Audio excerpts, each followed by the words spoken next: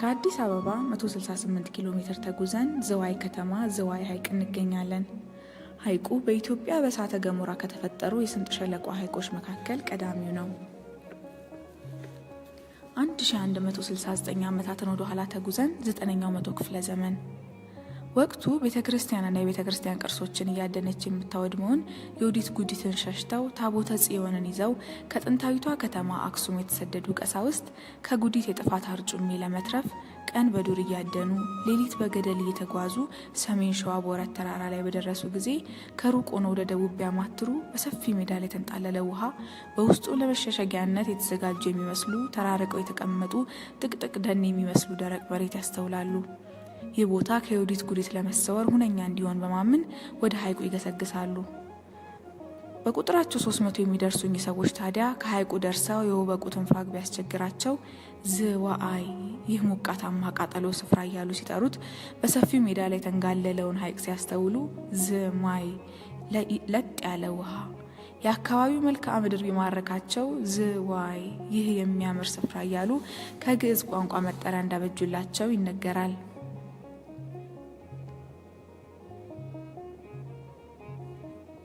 በዝዋይ ሐይቅ ላይ በታሪክ የተቆራኙ ደብረ ጽዮን፣ አይሱት ወይም ደብረ አብርሃም፣ ጌቴሴማኒ፣ ገሊላና ደብረ ሲና የተባሉ 5 ደሴያት ይገኛሉ። አክሱማውያን ቀሳውስት የዝዋይ ደሴያትን ለስደት ከመረጧቸው በኋላ ልክ በእስራኤል እንደሚገኙ ቅዱሳት መካናት ተመሳሳይ ስያሜ ሰጥተዋቸዋል። እኚህ ደሴያት በ3 የታሪክ አጋጣሚዎች ማለትም በ9ኛው መቶ ክፍለ ዘመን በዮዲት ጉዲት ጊዜ ከታቦተ ጽዮን ጋር፣ በ14ኛው መቶ ክፍለ ዘመን በአምደ ጽዮንና በ16ኛው መቶ ክፍለ ዘመን በግራኝ ሐመር ጦርነት ጊዜ ስደተኞችን ተቀብለው አስተናግደዋል። ከታቦተ ጽዮን በኋላም በተለያየ ጊዜ የቅዱሳንና የነገስታት ማረፊያ ሆነው አሳልፈዋል።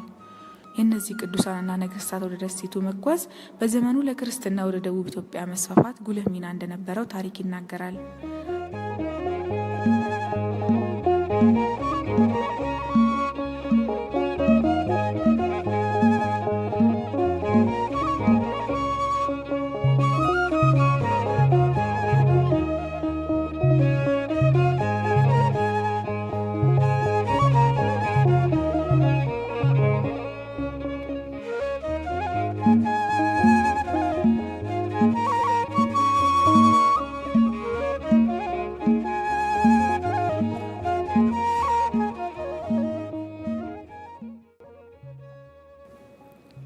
ሲና ደረስን። ገና ከደሴቷ እንደደረሳችሁ ጥዑም መዓዛ አፍንጫችሁን ያውዳል። በዚህ ደሴት የቅድስት ድንግል ማርያም ቤተ ክርስቲያን ይገኛል። በቤተ ክርስቲያኗ አጸድ ቅጥር ውስጥ ከዓመታት በፊት በአንድ አባት የተተከሉ 13ቱ የዕጣን ዛፎች የመልካም መዓዛው ምንጮች ናቸው። 12ቱ በቅዱሳን ሐዋርያት መሀል ላይ ያለው ደግሞ በጌታችንና በመድኃኒታችን በኢየሱስ ክርስቶስ ይመሰላሉ። ይህ ቤተ ክርስቲያን በአክሱማውያን ዘመን በሳር የተሰራ ሲሆን በ1972 በመብረቅ ተመቶ በመቃጠሉ የጭቃና የቆርቆሮ ክዳን ባለው ቤተ ክርስቲያን ተሰርቶ ብዙ ዓመት አገልግሏል። በዚህ ደሴት ላይ ባሉት ዋሻዎች ካህናት አክሱም ተጠልለውባቸው እንደነበር አባቶች ይናገራሉ። የኦሪት መጽሐፍትንና የአጼ ካሌብ ገድልን ጨምሮ በገዳሙ ብቻ የሚገኘው መጽሐፈ ሄኖክ እንዲሁም ሌሎች ውድ ቅርሶች የዚህ ደሴት ልዩ ገጸ በረከቶች ናቸው።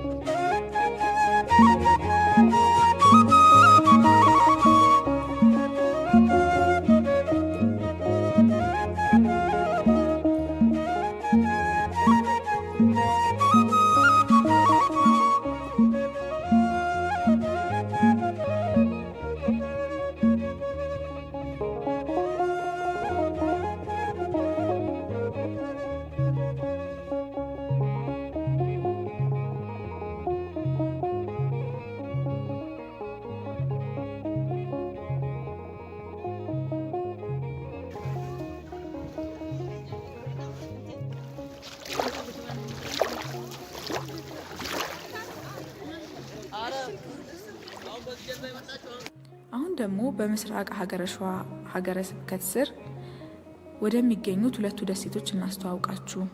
ገሊላ።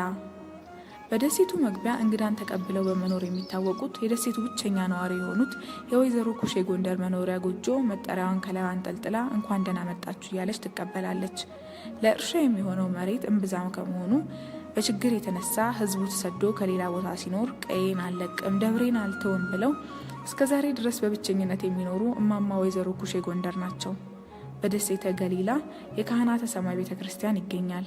ዓመታዊ ክብረ በዓሉም ህዳር 24 ቀን ይከበራል። ታዲያ የክብረ በዓሉ ቀን 24 መሆኑን ብቻ የተገነዘቡ ሰዎች በደሴቱ ላይ ያለው የአቡነ ተክለ ሃይማኖት ታቦት ይመስላቸዋል። በተለምዶም ገሊላ ተክለ ሃይማኖት እየተባለ ይጠራል። ቤተ ክርስቲያኑ ከሳር ወደ ጭቃና ወደ ድንጋይ ተቀይሮ በተደጋጋሚም ታድሰዋል። በወር አንዴም ቅዳሴ ይቀደስበታል።